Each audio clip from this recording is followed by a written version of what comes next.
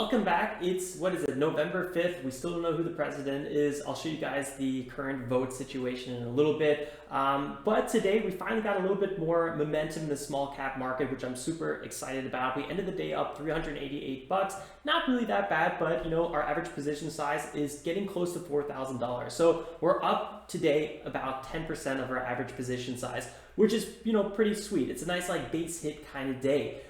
In a second, we're going to go to the charts, and then I'll show you guys what I did today, which tickers I was trading, why I traded it, and kind of where I left a little bit of money on the table. I definitely feel like I could have done a little bit better today, but based on what we've been seeing this week and pretty much last week, I was not trying to get super aggressive, but pre-market, we did see some nice moves. Other than that, we could review a few other tickers I have in mind. But yeah, let's go ahead and get over to the second screen and to the charts. And yeah, let's talk about that now. And actually, if you guys are already over there, let me turn this light off quickly. And I did want to quickly mention as well. Sorry, I think this is going to get a little brighter or louder over here. I did want to mention that so I just switched up the angle here for a second because, man, that white background is sure boring, but I have yet to change it out, and I think I'm not going to until I'm back from the States. So it's going to be quite a while. So I'm going to, you know, switch up the intros every now and then just to keep things a little bit more fun.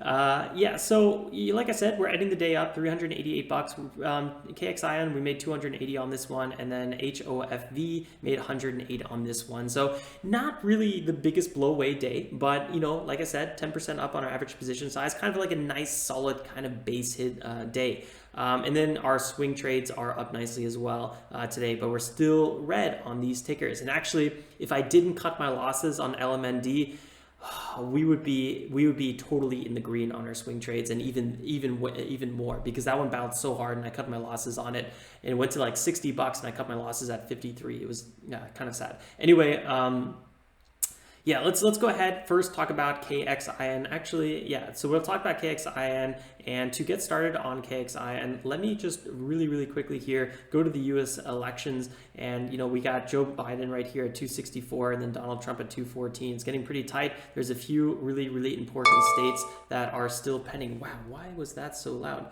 That are still pending here. Sorry about that. I know that was really loud. My apologies. So.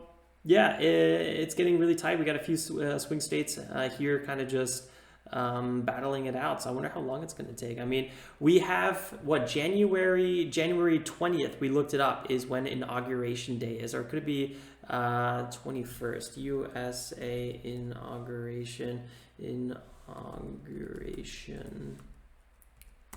Let's quickly check this so we don't mix that up. But yeah, it's the 20th. So, I mean, they got time to figure it out. But yeah, it's crazy how close it's getting. Yeah, so let's go to KNDI. KXIN, KNDI is a different ticker. So this is a Chinese company, Shell Corporation. So it's pretty much a holding company. They have a 1 million float, 183 million market cap. That's pretty big. I actually didn't look into their catalyst too much.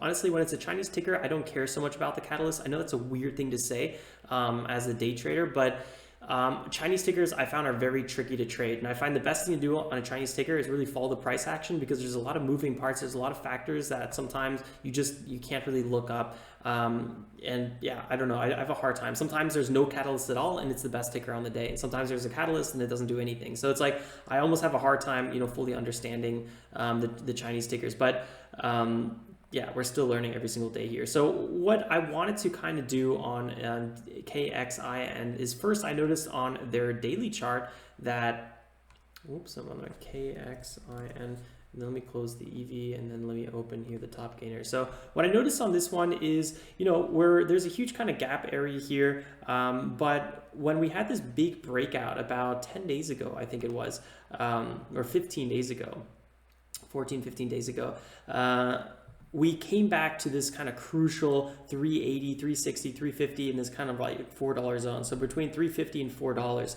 And, you know, pre-market, that's exactly what we were coming to at one point. And that's why I was like, okay, well, we were here, and then right at $7, we broke out of that. I didn't really feel comfortable buying this quick dip here to 355, but yeah, it would have ended up being probably a phenomenal idea. Anyway, I wasn't trading this one because I had a lot of streaming issues today. You guys probably weren't aware of it, but on YouTube, it was not allowing me to schedule a stream. So usually it says, schedule a stream, and then I, put in the time for 9 a.m. Eastern Standard Time, and then it was saying like, error, please try again, please try again. And same error message as yesterday, so I decided to do a little bit of a, start the stream early. But the problem was pretty much all in this area, I couldn't focus on the ticker, so that was a little bit annoying. But at least we started the stream early, and we streamed with you guys live for 3 hours. That was actually kind of good fun. I ended up actually buying a pullback here. This doesn't even look like a pullback, but it was a red candle at first, and I was buying it in this 356 zone, and then it popped higher here, took a nice little base hit. You can notice the smaller size. My first trade is typically always a smaller size, and then right away, I was trading $1,000 share size, and then I was getting into the 2,000 share size. So I like to kind of, build that cushion and then get more aggressive. What I liked about KXIN is these quick moves. I mean, this is a 44% move. Yesterday, a full move like this would have been like 6-7%. It was just horrible. It was so slow yesterday. So that's why I pretty much wrapped up trading yesterday for pretty much like a 60 or 70 or I don't know, some small win, because I was just like, I don't want to keep trading.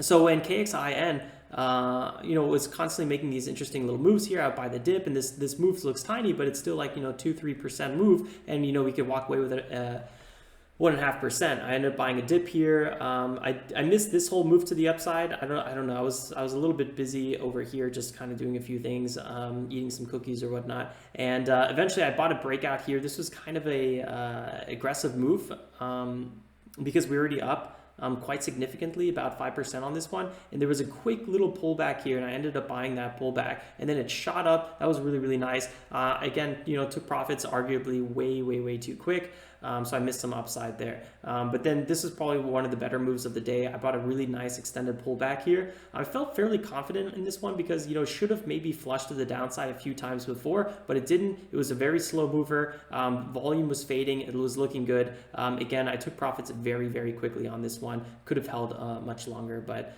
yeah, that's how it goes. And here's another pullback. And this is always why I take profits so quickly because, this one, we didn't have that opportunity. This one didn't rip that high. So I took profits very quick on this one actually, and almost kind of gave back some profits on this one. This is kind of sloppy trading in this end. The first trade, I entered a little bit too late, but way too high. This was a very aggressive breakout, and then I sell at 23 and a quick move higher, and then I try the same thing again here, just very aggressive. This was a clean little dip buy. Unfortunately, KXIN into the open, I gave back pretty much all my profit. I gave back profits on this possible red to green move. I had a small, I gave back a little bit of profits here, got shaken out right before the move I wanted. That was kind of upsetting. Took a small, tiny win here on this little dip buy. Looking for the break of the 9 EMA. I bought this dip, I took a loss here, like a $70 loss, and it was just like constantly giving back profits ever since the market opened on KXIN. So I don't know. I'm not too optimistic on this ticker right now, but we are at huge support, and I do like that about KXIN.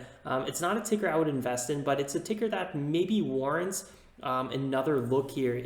There's a good chance that this ticker could be doing a bit of a midday kind of rally, but I would be so nervous if this broke 360. So that's what I'd be keeping my eye on. It's down like 20-something% from pre-market highs, 30%. So, it's still in a totally tradable region, and the sell volume has been falling off a cliff. So, this could be a good little pop here. It's already trying that first little pop. I wouldn't be surprised if it maybe hit like 390 or even 4 again, or even came all the way back up to here. I don't really see this thing hitting VWAP. But for now, it looks like it's at some pretty interesting support, so maybe worth looking into. Again, the daily chart is rough, a lot of bag holders, and very clear resistance at $5, so keep that in mind. The second ticker worth kind of chatting about here for a hot minute is HOFN. HOFN. Oh, HOFV, sorry about that. HOFV, this one came back to that huge resistance zone. And this is actually kind of unfortunate because I was like, I want to see this thing go to 580, but I didn't get it traded to 580 because it started getting halted and I missed the whole move there. So let's kind of go into this one. And actually, before we do that, it's always good to kind of review what's going on with this ticker. USA Entertainment Company, Hall of Fame Resorts and Entertainment Company, 5 million float, 62 million market cap. This is what I like. Signs a deal with Sports Illustrated. Honestly, I love partnerships almost more than anything sometimes. I mean, like FDA approvals and stuff like that are really good too. But like, I love partnerships with bigger companies. It's always like a very sustainable kind of catalyst. So I like this one a lot. And we can check out their website really quickly here. Always kind of good to take a quick little gander. But yeah, on the daily chart, you have to be careful. This ticker is, it's not as ugly, I would say, as KXIN. But still, it's a big down slope with big resistance right here. So there was definitely, it was worth being very cautious on this ticker for sure. So if you guys want to learn more about this company. So here's the catalyst that we were looking for. Where was the thing I was reading before? I don't know, not so important. On this ticker though, with that nice float we were looking at, 5 million float, I was like, okay, this ticker has potential. Unfortunately, pre-market, this is the big red flag on this one. It sold off 50% pre-market. I didn't try more than a very small bounce here pre-market on a key kind of 330 level. Got a nice okay move. Made like $60 on that move, and nothing home run, but I'm not trying to look for a home run trade pre-market. And then it kept on selling off, but at the open, this thing actually became very interesting. Had a really strong move here. This is like 10+%. Way more than that, 37%. Oh, it's because I was like, wait, that wasn't 30 plus. Yeah, okay, it was like 28%. This is a very strong move. There was a quick pullback opportunity here, and then this is when Corey was calling it out in the chat room, and man, we should have got aggressive because this thing ended up having a phenomenal 30% move again. Quick pullback here, and then had another rip 40% here, and this is where I was looking at it, and then I left for a second, and I came back and it got halted. And in this area, I was like, man, we have that room to run till 5, and after that to like 586. That's really big resistance. I did a really quick pullback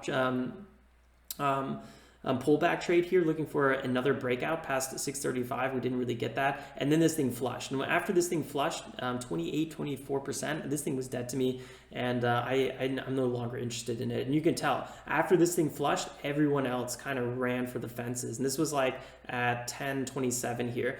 So after that, volume disappeared because traders don't like a ticker that they just can't trust. And a lot of these small caps, of course you don't really trust it long term, and you're not trying to invest your children's savings into it, but at the same time, these are the tickers that give you good opportunities short term. Sometimes they might actually be great companies, but most times than not, they're not. And yeah, HOFV, I think it proved that it's a huge red flag after a kind of a move like that. So right now it's kind of, teetering near some decent support. Could be some good opportunities. Again, what I love about this ticker is the way that moves. I mean, this little bounce right here, that's a 12% bounce. So there's a lot of opportunity on a ticker like this.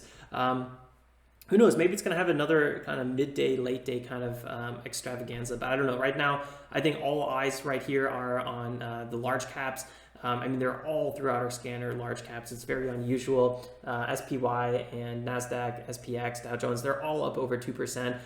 VIX is down 7%. Yesterday was down 19%. Bitcoin is at 15.4 thousand, up 9%. It's crazy. I mean, it's ridiculous how strong the overall market is right now. So small caps are overshadowed right now. So I was pretty stoked that we saw some opportunity today alone. So yeah, we're going to be wrapping up the day here. Pretty nice in the green, so I couldn't be more happy. I think tomorrow, if it's another green day, I'll probably be closing out a lot of swing trades tomorrow. So I'm pretty sure that is my current plan. All right, guys, let's wrap it up here. Drop a like if you enjoyed the content. I really appreciate it. Consider subscribing if you're new. I'd love to see you in the community. We go live every morning, usually around 9 a.m. Eastern Standard Time. Review the watch list, then we trade the market open. All right, guys, let's wrap it up there. I'll see you next time. Like always, stay safe and make some awesome trades. Ciao.